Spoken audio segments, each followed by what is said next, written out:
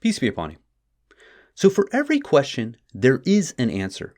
But there are two kinds of questions that are unanswerable for any given individual. The first one are questions that we lack the understanding to ask. And the second kind are ones that we lack the understanding to understand the answer when answered. In regards to the first example, consider being in class.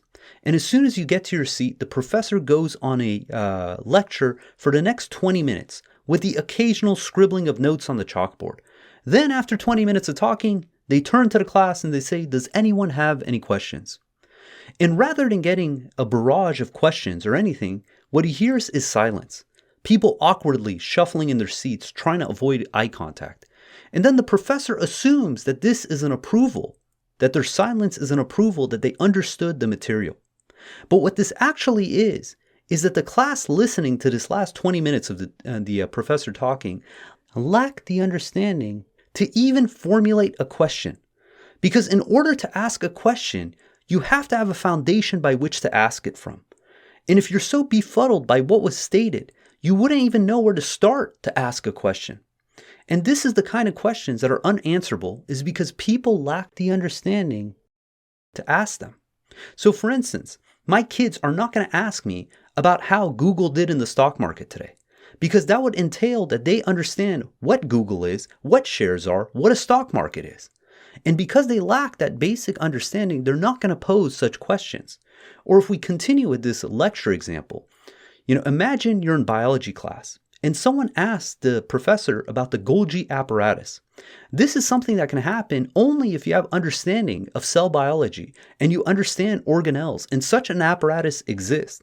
But let's say you take the top biologists in 1859.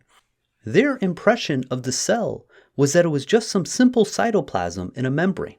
The concept that the cell has this complex molecular machinery is not even in the realm of possibilities of something they understood at that time. So asking specifically about the function of the Golgi apparatus would not even be a question that they would ever formulate, because there's a whole slew of understandings that need to be established before they can get into those details. So this covers the first kind of unanswerable questions for people. Again, ones that they can't formulate to ask. But there's a second kind of question that is also unanswerable. But unlike the first, this one does not require in-depth knowledge in order to ask. It's actually quite the opposite. These questions come off incredibly simplistic to ask, but the response that's given is baffling to those who hear it, to the point that they don't even understand the answer when it's answered. In the book, The Hitchhiker's Guide to the Galaxy, which was later made into a movie, a civilization of super advanced beings created a supercomputer that could answer any question. So after the completion of this machine, the people posed the following question. They said, what is the meaning of life, the universe, and everything? So the machine tells that it will answer the question, but it's going to take 7.5 million years. So 7.5 million years go by, they come back, and the machine gives them the answer. And they say, what is the meaning of life, the universe, and everything? And the machine tells them 42. And the whole takeaway from this is that there are some questions that, despite being simplistic to ask, the answer that is given back is so complicated that, again, we lack the understanding to even comprehend what is being stated. What made me think of this topic was that I was in a discussion with someone, and again, they were asking very deep questions about our existence and life and God, and the answers that I was giving back to them was so over their head that they thought I wasn't answering their questions. And I was thinking that how much of religion, and this aspect specifically of trust in God, has to do around this concept of some of these unanswerable questions. That despite the fact that the answer exists, that either we lack the understanding to ask the right questions, or the responses that are given back are beyond our comprehension. So one of the examples that I think perfectly depict this struggle is that of the history of Job. In the Quran, God specifies Job and gives us some details. In Surah 21, verse 83 through 84, it reads, "And Job implored his Lord, adversity has befallen me, and of all the merciful ones, you are the most merciful. We responded to him, relieved his adversity, and restored his family for him, even twice as much. That was a mercy from us and a reminder for the worshipers. In chapter 38, verses 41 through 44, it reads, "Remember our servant Job. He called upon his Lord. The devil has afflicted me with hardship and pain. Strike the ground with your foot. A spring will give you healing and drink. We restored his family for him, twice as many. Such is our mercy, a reminder for those who possess intelligence. Now you shall travel the land and preach the message to fulfill your pledge. We found him steadfast. What a good servant. He was a submitter." The fact that God is telling us to remember Job means that this is, again, an individual we should be familiar with. And sure enough, we find the history of Job in the Bible, in the book of Job. And when we read the Bible, the story of Job is very fascinating. In the very first chapter, in the first verse, we get the background of Job. It reads, "In the land of Uz there lived a man whose name was Job. This man was blameless and upright. He feared God and shunned evil." Then in verse 6, we see what happened to Job. One day the angels came to present themselves before the Lord, and Satan also came with them. The Lord said to Satan, "Where have you come from?" Satan answered the Lord, "From roaming throughout the earth, going back and forth on it." Then the Lord said to Satan, "Have you considered my servant Job? There is no one on earth like him. He is blameless and upright, a man who fears God and shuns evil. Does Job fear God for nothing?" Satan replied. "Have you not put a hedge around him and his household and everything he has?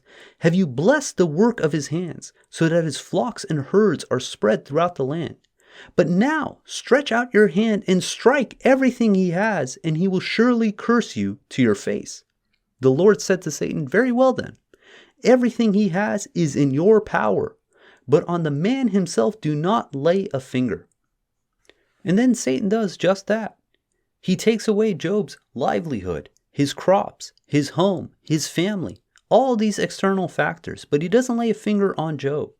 And sure enough, Job maintains his integrity to God alone. And it continues in chapter 2. It says, "On another day, the angels came to present themselves before the Lord. And Satan also came with them to present himself before him. And the Lord said to Satan, 'Where have you come from?' Satan answered to the Lord, 'From roaming throughout the earth, going back and forth on it.' Then the Lord said to Satan, 'Have you considered my servant Job? There is no one on earth like him. He is blameless and upright, a man who fears God and shuns evil. And he still maintains his integrity, though you incited me against him to ruin him without any reason.' 'Skin for skin,' Satan replied. 'A man will give all he has for his own life. But now stretch out your hand and strike his flesh and bones, and he will surely curse you to your face.' The Lord said to Satan, 'Very well then, he is in your hands, but you must spare his life.' So Satan went out from the presence of the Lord and afflicted Job with painful sores, from the soles of his feet to the crown of his head. Then Job took a piece of broken pottery and scraped himself with it as he sat among the ashes." What happens here on in the next 35 chapters is an exchange between Job and 3 of his friends, where each time his friends are going to accuse Job of some sort of wrongdoing, some sort of sinful behavior. And Job, in response, is going to confess that he is blameless, that he did nothing wrong, that maybe God has a grudge against him. And in his confusion, the friends are continuously pressing him to say that the reason this happened is because he must have done something terribly wrong, that God would not allow such a thing to happen to someone who's blameless. Then in the 32nd chapter, a 4th friend shows up and makes a more logical argument that yes, God is just, and that God runs the world in a just manner, but that God can afflict hardship as a warning or to build character. Then in the 38th chapter, God responds to Job, and the answer that is given is tremendously profound, but can leave a lot of people utterly confused. It reads, "Then the Lord spoke to Job out of the storm. He said, 'Who is this that obscures my plans with words without knowledge? Brace yourself like a man. I will question you, and you shall answer me. Where were you when I laid the earth's foundation? Tell me, if you understand. Who marked off its dimensions? Surely you know. Who stretched a measuring line across it? On what were its footings set? Or who laid its cornerstone? While the morning stars sang together, and all the angels shouted for joy. Who shut up the sea behind doors, when it burst forth from the womb? When I made the clouds its garment and wrapped it in thick darkness, when I fixed limits for it and set its doors and bars in place, when I said, this far you may come and no farther, here is where your proud waves halt. Then in the verses that follow, God describes the breeding patterns, feeding habits, and migrations of certain animals. Finally, the book of Job describes two terrifying creatures that are called Behemoth and Leviathan, who by their nature are not evil, but are terrifying and not safe.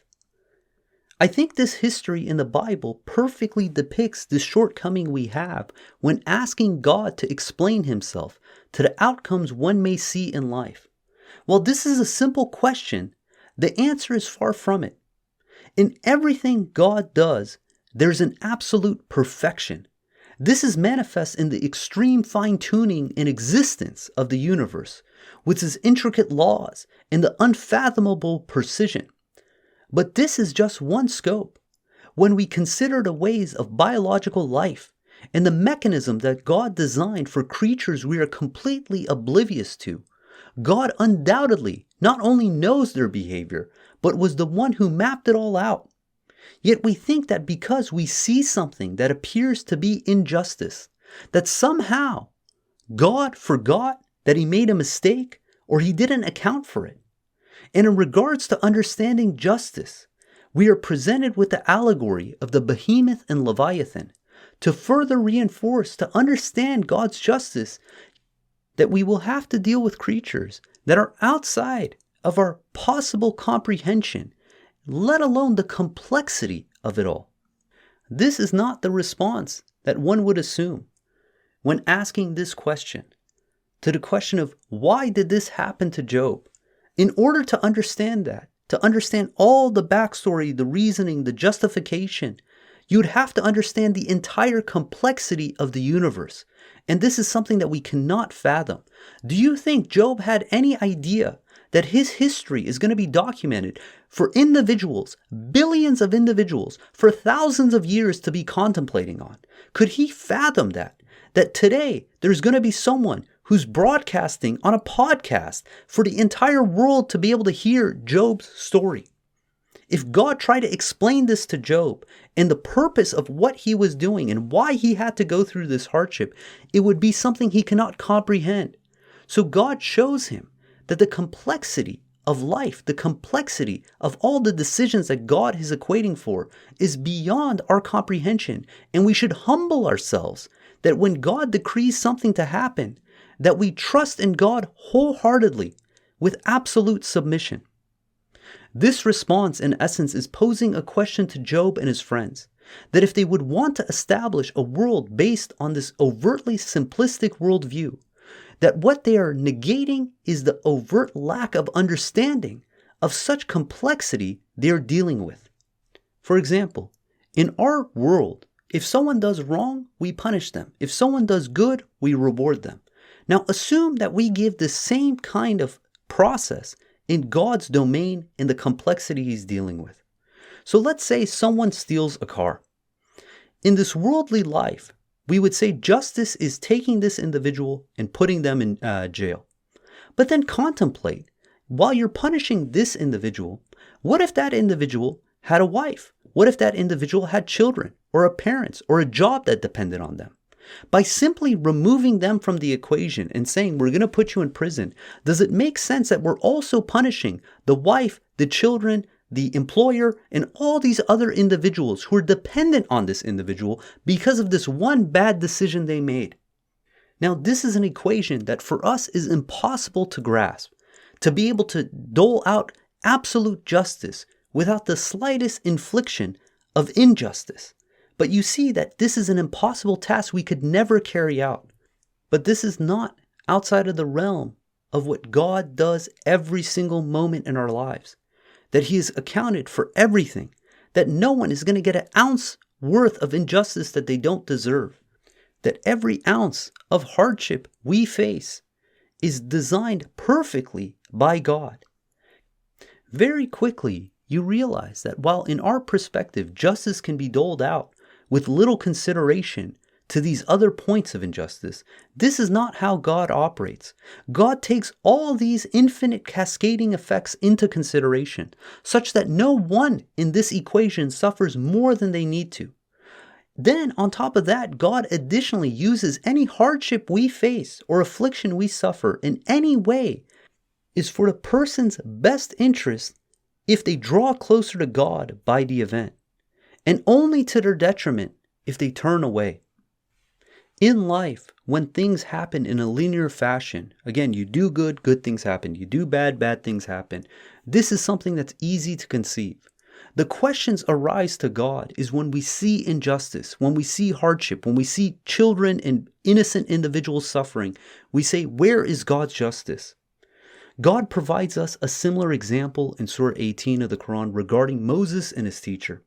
What is interesting is that where Moses and his teacher met was at the juncture where the two rivers met.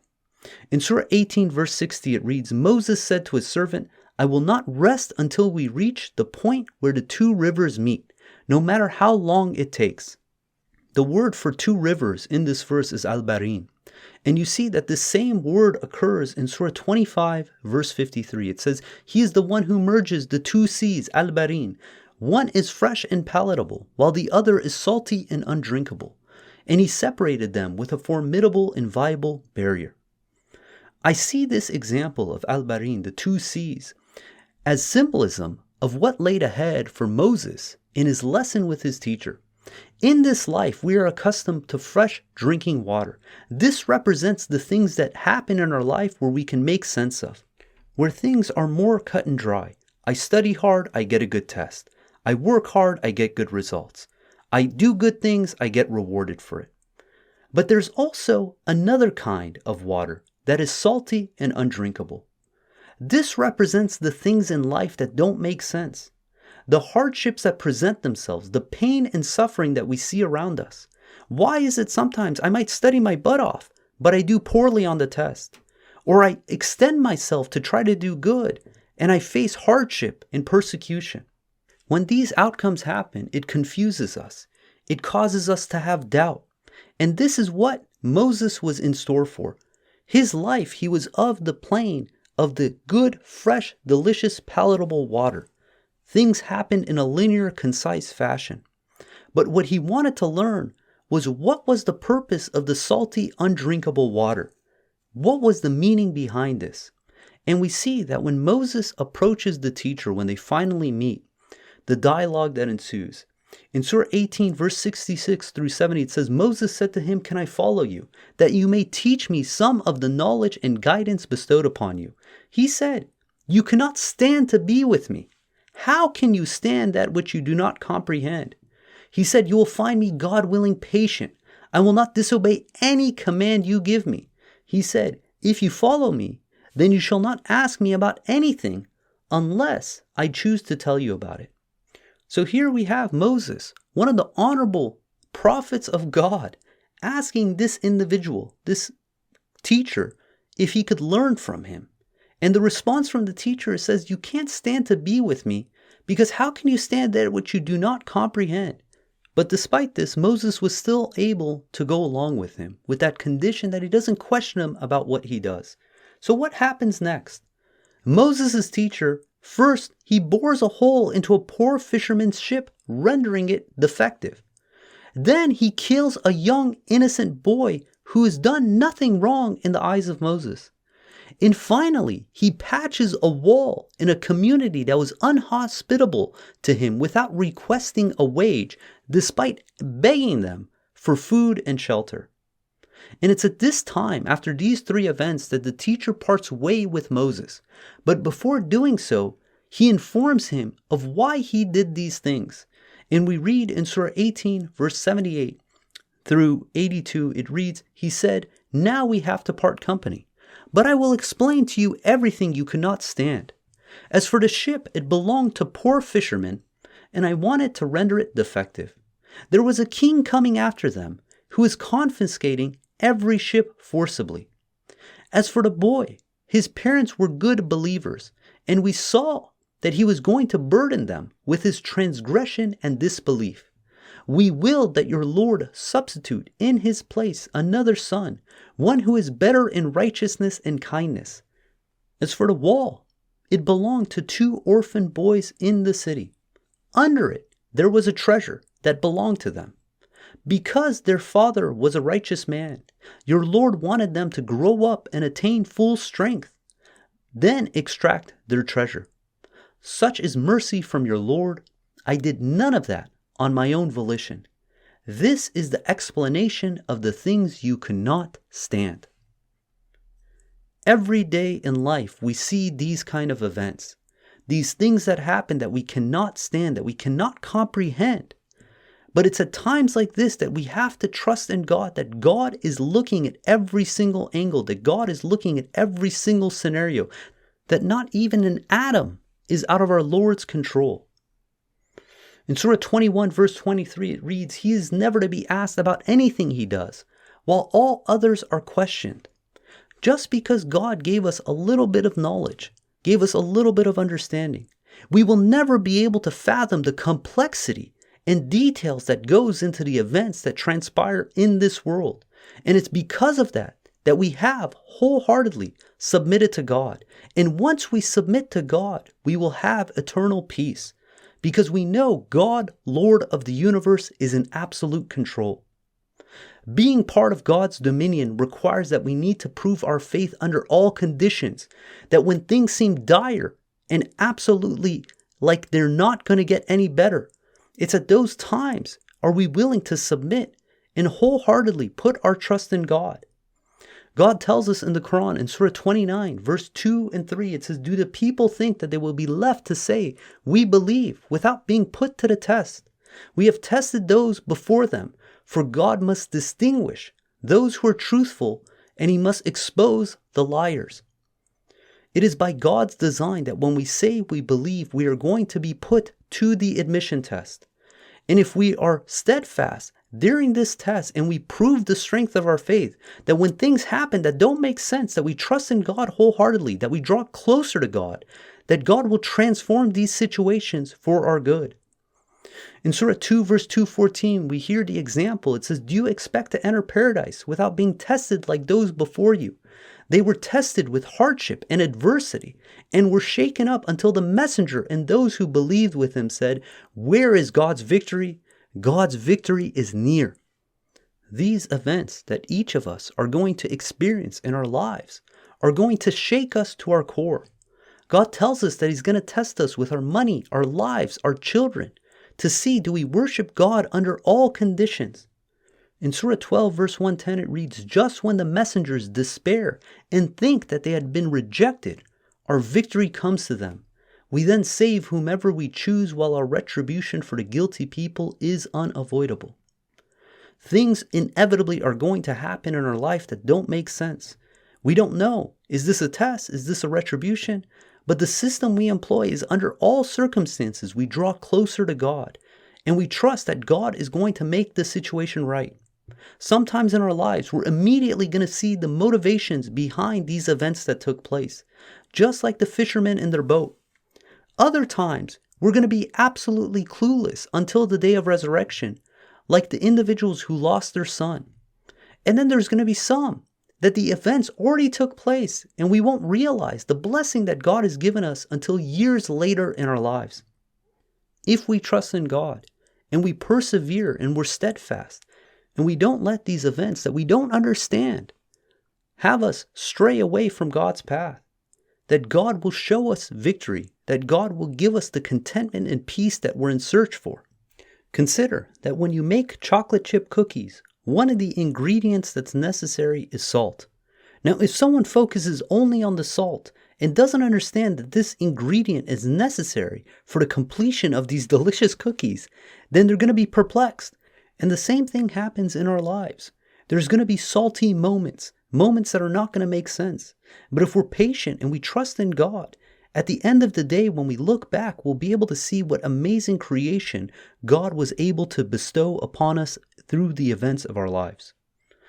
In Surah 4, verse 147, God says, "What will God gain from punishing you? If you became appreciative and believed, God is appreciative, omniscient." God is telling us that He's not going to inflict punishment on a person for no reason, that there's a good reason for everything. But what's interesting, it says God is appreciative. But what does that mean for God to be appreciative? I mean, it's natural that human beings should be appreciative, but here it's saying that God is appreciative. One of the aspects of appreciation is to see the value in things, that someone who's appreciative sees the value. And you can be sure that God sees the value of everything that He's orchestrated. And in this world, God created water that's fresh, palatable, delicious. But He also created water that's salty and undrinkable. But despite this, there's a good reason for everything. And if we submit to God wholeheartedly, by God's leave, He will eventually show us, if not in this world, in the hereafter, the reasons for everything that's happened to us in our lives. Everything that we perceived as injustice, everything that event that didn't make sense, God will clarify that for us when we receive our record. God willing, we're going to end there. If you guys got comments or questions, we've been spending a lot of time on Discord, and you can find the link to our Discord server below. If you want to reach out via email, you can reach us at qurantalk@gmail.com. If you want to follow along the verses of the Quran, you can download the Quran Study app on the iOS App Store, or if you don't have an iOS device, you can go to QuranStudyApp.com website. And until next time, peace and God bless.